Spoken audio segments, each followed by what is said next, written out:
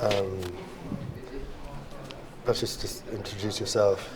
Yeah, so I'm Tahir Shah, and about a year ago I started the Scheherazade Foundation, which has three aims. One of them is to bridge cultures, one is to empower young women, and the last one is to harness the teaching power of folklore. And the work we're doing with repatriating treasures from the Magdala campaign is very much under the umbrella of bridging cultures in unusual ways. So, bridging cultures, healing wounds, how far do you think what we're doing today, how far do you think that can go to healing wounds between Britain and Ethiopia?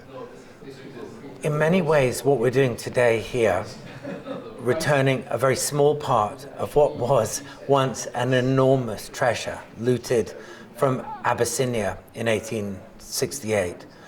In many ways, that might seem unimportant or insignificant, but to the Ethiopian people who have memories that go back a very, very long time, it is enormously significant and important and symbolic in all kinds of ways. And we're doing something different. The Scheherazade Foundation is doing something very different here. It's acting as a private entity and it's restoring objects to Ethiopia. Usually this is a question between countries and between states. How did the Scheherazade Foundation come to do this? It's acting in a very different way. We realized that although the biggest parts of the treasure that were taken under General Napier 153 years ago, the biggest parts are in the British Museum or the Victoria and Albert Museum or at the royal family's seat at Windsor. We realized there's an awful lot of other treasure that had been given or looted to or by soldiers, British soldiers, and those pieces are in private collections. So what we've done is we've worked to acquire some of them from collectors or dealers or in one case from an auction. We had them removed from sale and then acquired them. And we see that as, in some ways, it's a small gesture, but as I say, it's incredibly symbolic and important for the Ethiopian people. And we think this is part of a movement that will inspire others to call for the repatriation of treasure and loot taken in, the colonial era on a larger scale. We think this is part of a conversation that needs to happen, and is certainly happening today. Can you tell us about what the foundation is doing beyond these objects here? What else is it trying to get restored to Ethiopia? Yeah, so when the British invaded Abyssinia in 1868, it was a punitive mission, an enormous expedition.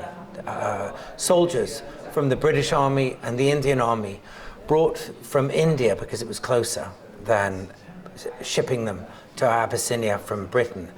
And they stripped bare the mountain stronghold of Emperor Theodros. And obviously there were treasures in the form of ancient manuscripts and Bibles and golden objects and crowns and that sort of thing.